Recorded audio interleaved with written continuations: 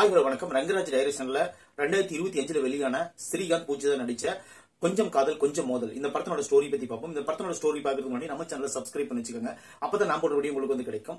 கொஞ்சம் காதல் கொஞ்சம் மோதல் இந்த படத்தோட ஸ்டோரி என்னன்னு பாத்தீங்கன்னா, ஸ்ரீகாந்த் ஒரு பெரிய ஒரு கார்பரேட் முதலாளி கிட்ட குதிரை பயிற்சியாளரா இருப்பாரு. அவர் அந்த குதிரை பயிற்சியாளராக இருக்கிறாருன்னா அதுக்கு காரணம் என்னன்னு பாத்தீங்கன்னா அவரோட திறமை தான். அவர் வச்சிருக்கிறதுக்கு காரணம் குதிரை எவ்வளவு பெரிய முரட்டு குதிரையா இருந்தாலும் அவர் அடக்கிடுவாரு. அந்த அளவுக்கு இருக்கிறதுனால அவர் நம்பிக்கையான கதாபாத்திரமா அந்த இடத்துல வச்சிருப்பாங்க அவங்கள. அப்போ என்னன்னு பாத்தீங்கன்னா முதலாளி ஒரு டைம் ஊருக்கு போயிடுவார் வெளிநாடு. அப்ப இன்னும் அதே கட் பண்ண இன்னொரு இடத்துல பாத்தீங்கன்னா ஒரு வீட்டு வேலை செய்யக்கூடிய ஒரு நம்ம ஹீரோயின் அவங்க என்னன்னு பாத்தீங்கன்னா ஒரு வயசான அம்மாவை கேர் பண்ணிட்டு இருப்பாங்க. அவங்க ஹீரோயினையும் நம்ம ஹீரோவும் சந்திப்பாங்க. அந்த மல்டி மில்லியனர் இவர் தான் அப்படின்னு சொல்லிட்டு ஸ்ரீகாந்த் அறிமுகப்படுத்துவாரு. அறிமுகப்படுத்தும் போது இவங்க என்ன ரெண்டு பேருக்கும் ஒரு கனவு இருக்கும். என்னன்னு பாத்தீங்கன்னா, ஒரு பணக்கார பெண்ணை கல்யாணம் பண்ணோம்னா நம்ம பணக்காரன் ஆயிருவோம் ஸ்ரீகாந்துக்கும், ஒரு பணக்கார பையனை கல்யாணம் பண்ணா நாம ஒரு பெரிய பணக்காரன் ஆயிரலாம் அப்படின்னு சொல்லிட்டு ஹீரோயினுக்கும் உள்ளான ஒரு ஆசை. அவங்க ரெண்டு பேரும் சந்திச்சுக்கிறாங்க. இவர் என்ன நினைக்கிறாருன்னா அந்த பெரிய வீடு உங்களுக்கு சொந்தம் அப்படின்னு சொல்லிட்டு அப்படி நினைச்சுக்குவாரு. அவங்க என்ன நினைப்பாங்க பாத்தீங்கன்னா அந்த பெரிய கார்பரேட் முதலாளியே ஸ்ரீகாந்த் தான் அவங்க நினைச்சுக்குவாங்க.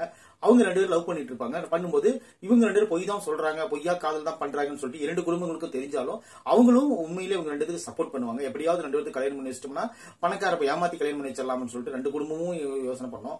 யோசனை பண்ணும்போது ஒரு கட்டத்துல ரெண்டு பேருக்கும் உண்மை தெரிய வரும்போது ரெண்டு பேரும் பிரிஞ்சிருவாங்க. பிரிஞ்சதுக்கு அப்புறம் இவர் உண்மையிலே ஒரு மல்டி மில்லியனர் ஒரு பொண்ணையும், அதாவது ஒரு சினிமா தயாரிப்பாளர் அவங்களுடைய பொண்ணையும் ஸ்ரீகாந்த் லவ் பண்ணுவாரு. அது போல அவங்களும் ஒரு பெரிய ஆர்டிஸ்ட் இருக்கக்கூடிய ஒரு பெரிய ஒரு கோடீஸ்வரனான ஒரு பையனையும் ஹீரோயின்ல வெவ்வேறு இடத்துல லவ் பண்ணுவாங்க. பண்ணும்போது அவங்க மறுபடியும் இன்னும் ஒண்ணு சேர்ந்தாங்களா இல்லையா, அவங்களுக்குள்ள நடந்த ட்ராஜடி டிராமா என்ன அப்படிங்கறத அந்த படத்தோட மொத்த கதை. ஸ்ரீகாந்த் படங்கள் நீங்க பாத்திருப்பீங்க. தொடர்ந்து வர படங்கள்ல ஒரு அவரேஜான படம், அவருக்கு என்ன கதை வருதோ அந்த கதை எடுத்து அவர் பண்ணுவாரு.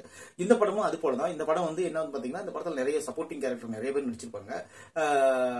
நளினி மேம் இருப்பாங்க, அனுமோகன் இருப்பாரு, இந்த படம் சாம்ஸ் இருப்பாங்க, தீபா வெங்கட் இருப்பாங்க. நிறைய பேர் இந்த படத்துல சப்போர்ட்டிங் கேரக்டர் பண்ணி இந்த படத்துல படத்துக்கு வலு சேர்த்திருப்பாங்க. இந்த படம் ஒரு நல்ல ஒரு குடும்பத்தோட பார்த்து என்ஜாய் பண்றதான ஒரு நல்ல ஒரு படம் தான். இந்த மாதிரி படங்களை நம்ம சப்போர்ட் பண்ணோம்னா தான் இன்னும் ஒரு நாள் நல்ல படங்கள்ல இந்த மாதிரி எடுப்பாங்க. ஒரு என்டர்டைன்மெண்ட் படம் வச்சுக்கோங்களேன், ஒரு பார்க்கலாம் அப்படிங்கன்னு நினைக்கிறாங்க, ஒரு குடும்பத்தோட உட்காந்து ஒரு பார்க்கலாம் அப்படின்னு நினைக்கிறவங்களுக்கு உண்டான படம் தான் இது. அது போல நீங்க பார்க்கணும் விருப்பப்பட்டீங்கன்னா இந்த படத்தை பாருங்க. ஒன்னும் பார்க்கவே அவங்க கட்டாயமெல்லாம் இல்ல, பார்க்கணும் விருப்பப்பட்டீங்கன்னா பாருங்க. ஒரு நல்ல ஒரு சுமாரான ஒரு காமெடியோட ஒரு இந்த படம் தான் இந்த படம். கொஞ்சம் காதல் கொஞ்சம் மோதல், ஒரு ஆவரேஜான பிலிம் இருந்தாலும் பார்க்கலாம் காமெடிக்காக. தேங்க்யூ.